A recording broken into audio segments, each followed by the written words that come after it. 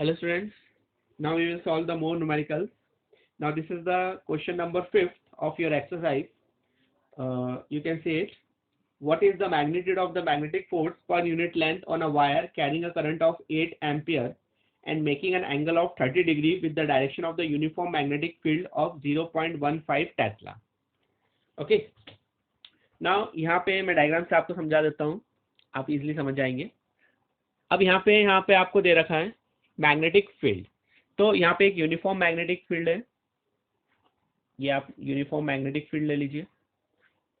और ये जो यूनिफॉर्म मैग्नेटिक फील्ड है ये है आपकी 0.15 टेस्ला, 0.15 टेस्ला की. ओके, ये स्पेस में आपके 0.15 टेस्ला की यूनिफॉर्म मैग्नेटिक फील्ड है. अब इसमें एक वायर है रखा हुआ है, ठीक है. वायर इज प्लेस्ड जो कि मैग्नेटिक फील्ड से 30 डिग्री का एंगल बना रहा है. ये आपका एक वायर रखा हुआ है जो 30 डिग्री का एंगल बना रहा है with the magnetic field. It is making an angle of 30 degree with the magnetic field. Okay, and it has a current. और इसमें करंट है, कितने का करंट है इसमें? The current is 8 ampere. The current is of 8 ampere. ठीक है, इसमें जो करंट है वो 8 एम्पियर है और ये एंगल बना रहा है कितना? 30 डिग्री का.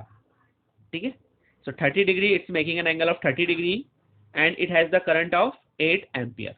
ठीक है, इसमें कितने का करंट है? 8 एम्पियर का. अब आपको यहाँ पे क्या कैलकुलेट करना है कि इसमें फोर्स पर यूनिट लेंथ कितना लगेगा. What is the force? अब यहाँ पे जो कॉन्सेप्ट लग रहा है वो क्या लग रहा है कि when a current carrying wire is placed in a magnetic field it experience a force. ठीक है, जो हमने शुरू में पढ़ा था कि जब भी कोई करंट कैरिंग वायर को मैग्नेटिक फील्ड में डाला जाता है तो उसमें एक फोर्स लगता है. ठीक है, उसमें एक फोर्स लगता है. वो फोर्स कितना है ये अब अपने को यहाँ पे निकालना है. ठीक है, तो उस फोर्स के लिए हमने डेरिवेशन किया था, आपको याद हो तो. और उस फोर्स को हमने निकाला था I L B sine theta. Okay, I L B sine theta. ठीक है, आपको याद नहीं हो तो आप देख सकते हो पीछे नोट्स में. जो फोर्स है वो कितना है? I L B sine theta.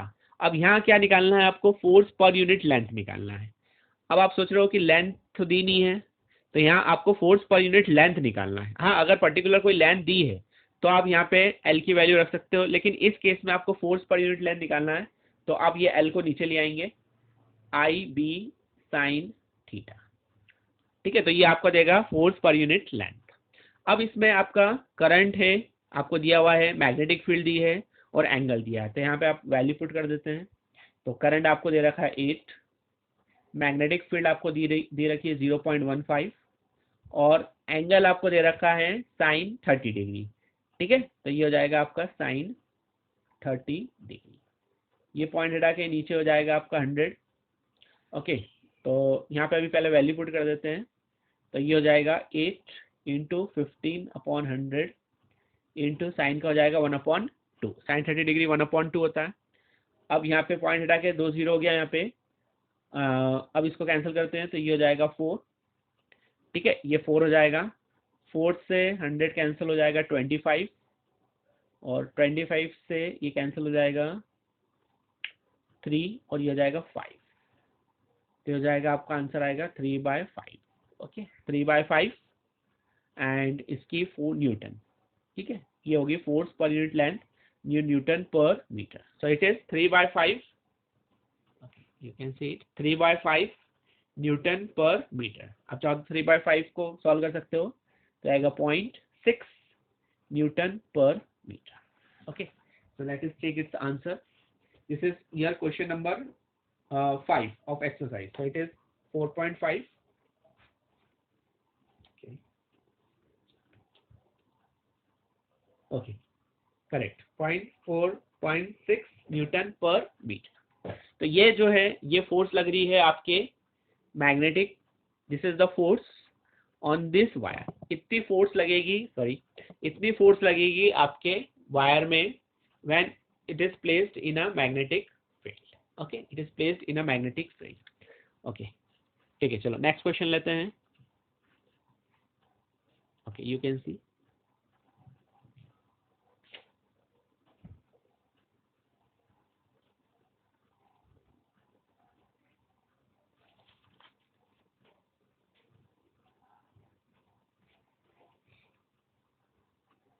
Okay, ये क्वेश्चन है आपका पेज नंबर 147 पे, एग्जांपल 4.7।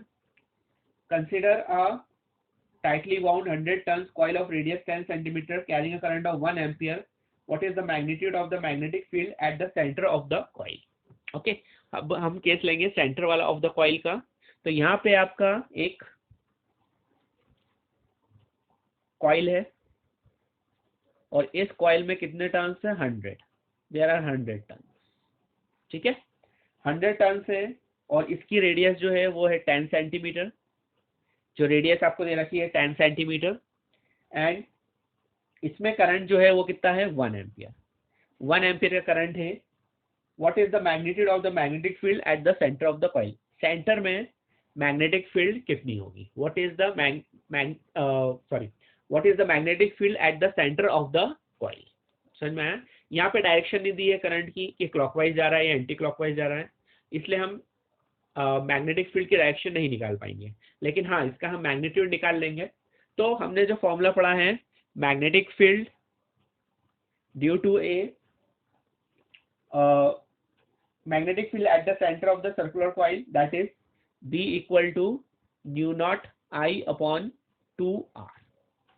ये फॉर्मूला पढ़ा था अपन ने, आप देख सकते हैं पीछे एप्लीकेशन में बायो-सेवर्ट लॉ की। अब यहाँ पे n नंबर ऑफ टर्न्स है तो यहाँ पे आप n से मल्टीप्लाई कर देंगे, you will multiply by n। तो ये आपका फॉर्मूला क्या हो जाएगा? ये फॉर्मूला हो जाएगा। अब आप मैग्नेटिक फील्ड निकाल सकते हैं। n कितना दे रखा है? 100 टर्न से न्यू नॉट हो जाएगा आपका 4 पाई इंटू 10⁻⁷। करंट आपको दे रखा है 1 एम्पियर का और 2 इंटू R, R है आपका 10 सेंटीमीटर, तो ये हो जाएगा 10 सेंटीमीटर। ओके, तो 10 इंटू 10⁻²। ओके, ये हो जाएगा आपका 10 इंटू 10⁻²। ओके, अब इसको you can C right. Okay, अब आप इसको सॉल्व करेंगे। ये जीरो से आप ये जीरो कैंसिल कर दीजिए, ये जीरो कैंसिल हो जाएगा और ये आपका ये इसको आप 2 से कैंसिल कर दीजिए तो ये हो जाएगा आपका 2 पाई। ओके, तो यहाँ पे और तो कुछ बच नहीं रहा है। 2 पाई इंटू, ठीक है, 2 पाई इंटू, अब देखिए आपका 10 और 10⁻⁷, तो हो जाएगा 10⁻⁶, और ये 10 की पावर नीचे 2 है तो ऊपर जाएगा तो 10 की पावर +2, तो ये हो जाएगा 10⁻⁴। ठीक है, ये होगा 10⁻�6 और ये ऊपर जाएगा तो +2, तो 10⁻⁴ टेस्ला। अब आप पाई की वैल्यू रख सकते हैं, तो पाई की वैल्यू होती है 3.14। तो जब आप पाई की वैल्यू रखेंगे 3.14 तो it will come 6.28 into 10⁻⁻, that will come 10⁻⁴ Tesla. Okay, तो 3.14 को 2 से मल्टीप्लाई करेंगे तो 6.28। Okay, so this is the magnetic field due to a the magnetic field due to a circular coil at the center of the coil। Coil के centre पे magnetic field कितनी होगी? ठीक है, तो हमने ये क्या करा? कैलकुलेट करा। ठीक है, एक और क्वेश्चन हम लेते हैं पेज नंबर 146 पे, example 4.6। Page number 146, example 4.6। Okay, ये क्वेश्चन लेते हैं। Next page.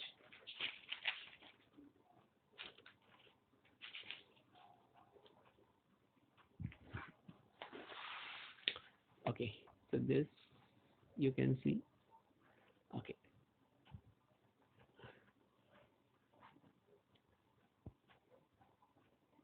ओके, ये आप देख सकते हो। ठीक है, अब यहाँ पे क्वेश्चन दिया हुआ है, a straight wire carrying a current of 12 ampere is bent into semi-circular arc of radius 2 centimeter as shown in the figure। अब यहाँ पे आपको एक क्वेश्चन दिया हुआ है, ये थोड़ा सा आपको ध्यान से पढ़ना है। एक सेमी सर्कुलर वायर है, ये ठीक है, एक सेमी सर्कुलर वायर है। ओके, सेमी सर्कुलर वायर है और इस सेमी सर्कुलर वायर में जिसकी रेडियस कितना है? 2 सेंटीमीटर। इसकी जो रेडियस दे रखी है आपको 2 सेंटीमीटर। करंट फ्लो हो रहा है द करंट ऑफ 12 एम्पियर। तो ये करंट ऐसे जाएगा, ऐसे जाएगा और ये इस तरह से जाएगा। ठीक है, अब आपको इसमें consider the magnetic field at the centre of the arc. What is the magnitude of magnetic field? अब आपको सेंटर पे मैग्नेटिक फील्ड कितनी होगी ये निकालना है। ठीक है, और इन्होंने दूसरी चीज दे रखी है कि अगर हम इसको in what way the contribution of the magnetic field to the semicircle in this it is resemble if it is directed inward, मतलब इसको आप क्या कर दें, इन्वर्ट कर दें, इसको आप क्या कर दें, इन्वर्ट कर दें, उल्टा कर दें, मतलब इस तरह से कर दें, तो मैग्नेटिक फील्ड में क्या चेंज आएगा, what is the change in the magnetic field. तो ये हमको कैलकुलेट करना है। तो सबसे पहले तो हम मैग्नेटिक, ऊपर वाले केस में मैग्नेटिक फील्ड कैलकुलेट करते हैं at the centre O. Centre O पे, सेंटर पे मैग्नेटिक फील्ड कितनी होगी। अब ये सेमी सर्कल है, हमने जो अभी तक करा है वो किसके लिए करा है, सर्कल के लिए। We have calculated the magnetic field on the circle, ठीक है। और वो मैग्नेटिक फील्ड हमको मालूम है, उसका फॉर्मूला क्या होता है, mu not I upon 2r।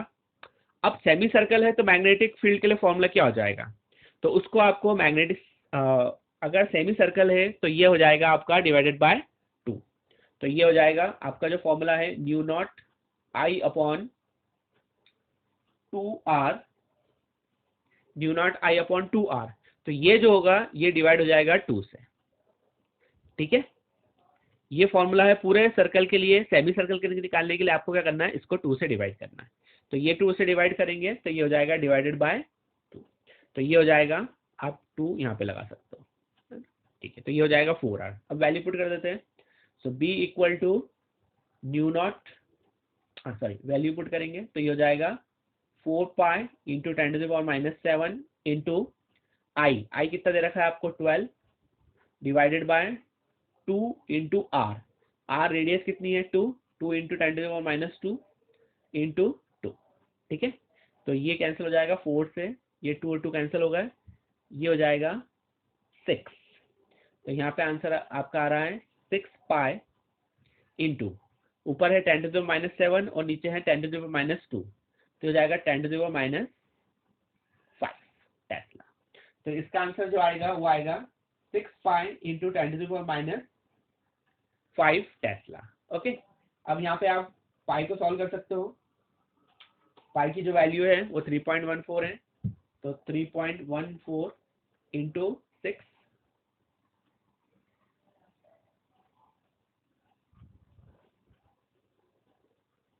ठीक है। तो ये आ रहा है 18.84।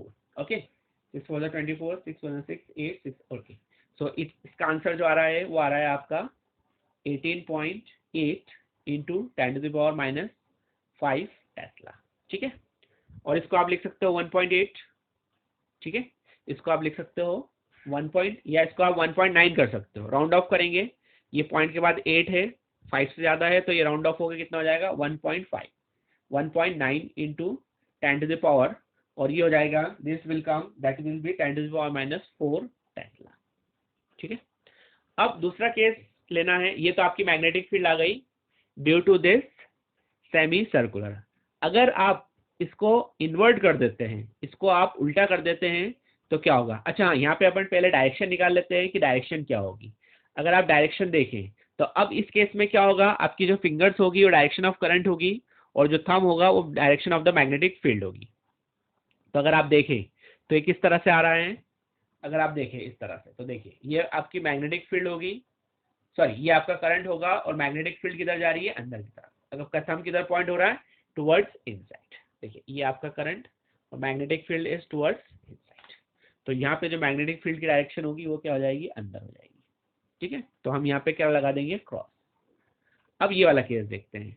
अगर यहाँ पे करंट जा रहा है तो यहाँ पे अगर आप देखें तो क्या मैग्नेटिक फील्ड के मैग्नीट्यूड में कोई चेंज होगा, यहाँ पे सेंटर पे नहीं होगा, ठीक है। मैग्नेटिक फील्ड के मैग्नीट्यूड में कोई भी चेंज नहीं होगा, क्योंकि देखिए जब आपने इसको इन्वर्ट कर दिया तो करंट चेंज हुआ नहीं, रेडियस चेंज हुई नहीं। यहाँ पे यदि करंट चेंज होता या रेडियस चेंज हो जाती तो आपकी मैग्नेटिक फील्ड का मैग्नीट्यूड चेंज होता, लेकिन दोनों सेम है तो मैग्नीट्यूड चेंज नहीं होगा। ओके, तो you can write here no change in magnitude of magnetic field. Magnetic field के मैग्नीट्यूड में कोई भी चेंज नहीं होगा, ठीक है। ये क्वेश्चन दिया है, आप देख सकते हो बुक में। Now is any change, yes there is a change in the direction. Magnetic field की जो डायरेक्शन है वो चेंज हो जाएगी। अगर आप देखें यहाँ पे तो अब जो है वो आपका इस तरह से जाएगा, ठीक है, आपको राइट हैंड यूज करना है। तो अब आपकी ये जो होगी मैग्नेटिक फील्ड हो जाएगी। अब आप देखिए थंब जो है वो आपका ऊपर की ओर आ रहा है, थंब इज कमिंग अपवर्ड। तो ये जो मैग्नेटिक फील्ड होगी वो अपवर्ड हो जाएगी, आउटसाइड हो जाएगी। तो इसको आप डॉट से रिप्रेजेंट करेंगे, then you will represent by the dot. Okay, तो ये क्वेश्चन था, ये भी आपके एनसीईआरटी बुक में दे रखा है।